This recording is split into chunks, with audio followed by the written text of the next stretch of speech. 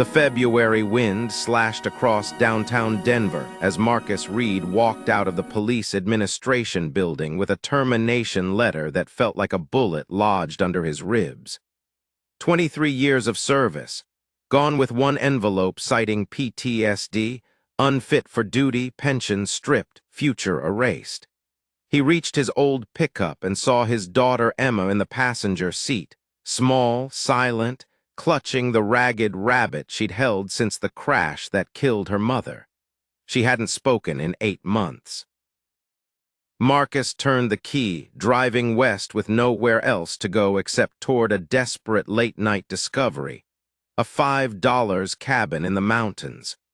By the time he reached the shabby real estate office, the man who waited for him, Eli Hawkins, looked him over like inspecting damaged goods. Eli mocked the debt, the eviction, even the hollow look in Emma's eyes, but he still pushed the papers forward. The key he handed over was cold, rusted, and carried the weight of a warning Marcus didn't understand. When they reached the cabin hours later, snow falling heavy across the collapsing roof, Marcus braced himself for disappointment. But inside, beneath dust, broken furniture, and the smell of rot, Emma pointed to a loose board. Beneath it glimmered a pair of amber eyes, haunted, intelligent, barely alive. A German shepherd lay mangled with injury, ribs sharp, one leg twisted wrong, and 3 newborn puppies pressed against her for warmth. Emma whispered a name Marcus had never heard, Shadow, and the dog lifted her head as if she'd been waiting for them. Marcus carried the wounded shepherd toward the firelight while Emma tucked the puppies against her coat. The dog's body told a violent story, knife cuts, old bruises, a cross-shaped scar carved with intention, and a faded K9 tattoo on her ear. As Marcus built a fire and splinted her shattered leg, Shadow never took her eyes off Emma, watching her with recognition deeper than instinct. Then footsteps hit the porch. Heavy, intentional. Marcus gripped a fire poker as the door creaked open to reveal Eli Hawkins standing in the snow, no smile this time, only hunger disguised as concern. His eyes locked instantly onto Shadow. He tried excuses, checking in, making sure you're settling in, but every word curled around a lie. When Marcus blocked the doorway, Eli's expression darkened, shifting into something predatory. He left with a final look that froze the back of Marcus's neck. At dawn, another visitor appeared, an elderly carpenter named Hal Chen. But unlike Eli, Hal froze at the sight of Shadow with a shock that seemed to hollow him out. He whispered Sarah's name, Marcus's wife, and everything inside the cabin changed. Hal explained that Sarah had come to this cabin for years under a false name, terrified of someone hunting her dog. Shadow belonged to her, and Sarah had been here only hours before the crash that killed her. Shadow limped toward the stove and pawed at the floorboards, whining with urgency. Beneath them, Marcus uncovered a metal box sealed tight by Sarah's hands. Inside lay evidence powerful enough to start a war. The metal box unlocked with the small silver key Marcus had unknowingly carried since Sarah's death. Inside lay photographs of Eli exchanging cash with criminals, maps marked with hidden fentanyl caches, financial ledgers, and Sarah's journal. Her handwriting steadied him even as her words broke him. "If you're reading this, I'm already dead. Eli tried to kill me once. Victor Reyes ordered it. Shadow knows everything. Finish what I started." Marcus felt the truth slam into the room. Sarah hadn't died in an accident. She'd been murdered. And Shadow had survived the attack that was meant to erase the evidence. When midnight came again, Eli returned with a voice sharpened by urgency, demanding the dog, demanding entry. Marcus slammed the door shut, and Shadow growled with a memory so deep it shook the floorboards. As Eli retreated, Hal whispered the truth. "He knows Shadow's alive. He knows Sarah hid something, and he's not done. Marcus called FBI agent Miller using Hal's satellite phone. Miller confirmed everything. Sarah had been his off-the-books source. The evidence was real. The danger was worse than Marcus knew. A federal team was en route, 6 hours until extraction. But as Marcus peeked through the cracks, armed men were already moving through the tree line. Eli wasn't waiting. He was coming to finish what he started. Marcus reinforced the windows, handed Hal ammunition, and told Emma where to run if the walls collapsed. Shadow limped to the door, teeth bared, ready to fight the man who had left her for dead. Gunfire erupted from the forest, hammering into the cabin and blasting splinters through the air. Marcus dragged Emma and Shadow into the bedroom, then returned to the front to return fire through narrow slits he'd carved into the boards. Eli's men moved like trained hunters, fanning out, flanking, tightening the noose. Between volleys, Eli shouted. Through a megaphone offering a fake deal, surrender the dog and evidence, walk away alive. Marcus fired back instead and bought a moment of quiet, but quiet didn't mean safety. Shadow stared at the door as if she could see the memories bleeding through it. Marcus knew staying trapped meant certain death. He grabbed Sarah's map again. One red X marked the nearest fentanyl stash 2 miles east. If he could reach it, he'd gather physical proof strong enough to force Eli into the open. Emma grabbed his sleeve, voice shaking but steady. Come back. Her first full sentence in months. Marcus kissed her forehead, slipped out the back, and vanished into the trees. He avoided spotlights, listening to men calling instructions, radios crackling with Eli's fury. He crawled through brush, crossed frozen ground, and reached the cave, shadowed, silent, stuffed with millions of dollars of fentanyl. Marcus photographed everything. 2 guards spotted him. He struck fast, 2 rifles knocked away, 2 men unconscious in the dirt. Using their radio, he sent Eli a message. I'm at your stash, come get me. The chase shifted instantly.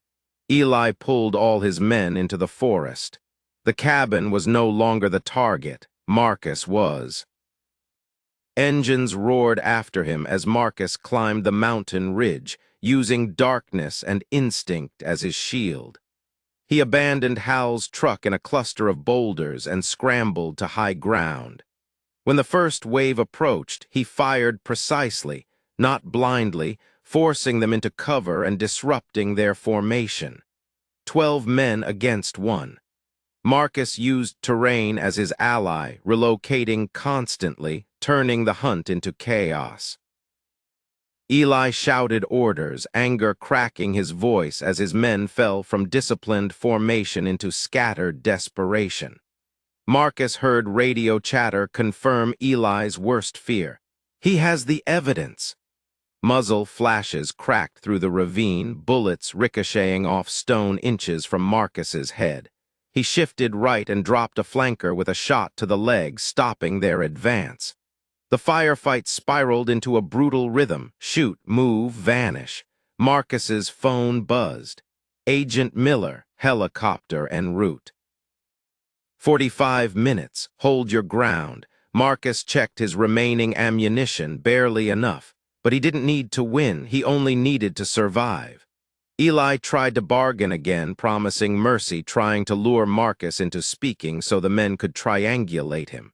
Marcus threw a rock far left and watched half their rifles open fire at the noise. He countered with 3 precise shots. 2 attackers dropped. 1 crawled away screaming. 30 minutes passed, then 40. Marcus's muscles burned, vision blurred, breath ragged, but he held. Finally, rotor blades thundered across the ridge. Spotlights cut the darkness. FBI agents fast-roped down, surrounding Eli's men. 2 K-9s streaked through the clearing and brought Eli down screaming into the snow. Marcus lowered his rifle and let the exhaustion crash over him. The nightmare was ending. In Denver's FBI field office, Marcus wrapped Emma in his arms as Shadow limped forward, pressing her head into his chest with a heavy exhale. As if relieved the fight was finally over. Agents cataloged evidence, processed the SD card from Shadow's collar, and extracted Sarah's final video. A calm, steady statement outlining Eli's corruption, Ray's trafficking empire, and her own fear that she wouldn't survive long enough to finish the case. It was undeniable. Prosecutors moved like wildfire. Eli and 7 of his associates were charged. Victor Reyes, the kingpin behind it all, was arrested in a raid that made national news. 15 officers across multiple departments were suspended or indicted. Forensic accountants traced every payment, every leak, every murder. The mountains held the truth Sarah died to protect, and Marcus had carried it out alive. Weeks later, in federal court, Marcus testified with the controlled precision of a man honoring his wife's final request. Eli glared at him from across the room with eyes full of venom but powerless behind chains. Ray sat stone-faced as video after video played. The sentences were heavy. Eli 45 years, Ray's life. The courtroom erupted in tears from families of overdose victims who finally saw justice. After the verdict, Agent Miller handed Marcus an envelope from the FBI director. Sarah's pension honored, Emma's education fully funded, and a commendation recognizing Sarah's courage. Denver's K-9 division announced they were naming their new training facility after her. Emma cried softly, stroking Shadow's fur. Marcus felt something shift inside him, a weight easing, replaced by purpose. The war Sarah fought was over, but her legacy was only beginning. Back in Pine Ridge, the cabin no longer symbolized desperation. It became home. Marcus rebuilt it with Hal and Margaret, preserving the hidden compartment under the stove as a memorial filled with Sarah's badge, journal, and a picture of her smiling beside Shadow during better days. Word SB spread about the case, and Pine Ridge embraced the Reed family with open arms. But true healing began when a veteran named Victor Alvarez visited with an idea inspired by Sarah's bravery and Shadow's endurance. He proposed turning the property into a service dog training center for veterans battling trauma. Dogs trained not to fight crime, but to fight loneliness, nightmares, and invisible wounds. Shadow, now healing and stronger, became the centerpiece of the program. Her surviving puppies were the first recruits, learning to comfort instead of chase, to guard hearts instead of evidence. Emma, who had rediscovered her voice, sketched logos and training diagrams, capturing the bond between humans and dogs with stunning detail. They named it Sarah's Legacy K-9 program. The first veteran, Daniel Rodriguez, arrived hollow and shaking, haunted by memories he could no longer outrun. Shadow's eldest pup placed his head gently in Daniel's lap, and something in the veteran's eyes flickered back to life. Months later, Daniel slept through the night for the first time in years. Volunteers joined. Donations poured in. More veterans healed. The cabin became a sanctuary, its walls no longer echoing gunfire, but laughter, recovery, and the thumping tales of dogs learning how to save lives in ways even Sarah never imagined.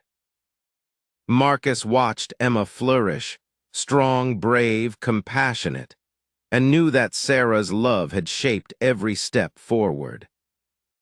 2 years after Eli Hawkins's arrest, Marcus sat on the cabin porch as the sun dipped behind the Rockies, painting the sky in gold. Shadow rested at his feet, muzzle gray, eyes wise, a living testament to survival. In the yard, Emma worked with a new veteran and a young shepherd she'd helped train. Her voice carried across the clearing, steady, warm, confident. Hal rocked in a chair beside Marcus, and Margaret stood with a mug of coffee, all three watching the program grow beyond anything they imagined. The cabin had witnessed terror, blood, betrayal, but now it stood for hope, true, steady, unshakable hope. Emma joined them on the steps, leaning against Marcus with the weight of someone safe at last. "It feels like Mom's here," she said quietly. Marcus nodded, staring out at the training field where dogs and veterans moved together in harmony. "She is. Every life we help, that's her." Shadow lifted her head, tail thumping once as if agreeing. Night settled gently over the mountains. Dogs barked in the distance, signals of healing, of connection, of purpose reborn from ashes. Marcus wrapped an arm around his daughter, grateful, humbled, steady at last. Sarah had died protecting the truth, but she also planted the future they stood in now. A future built from courage, love, and the strength to keep going even when broken. And the cabin that once cost $5 had become priceless. If this story touched your heart, don't forget to like, share your thoughts, and subscribe for more powerful storytelling. And tell me, where are you listening from and what time is it there right now?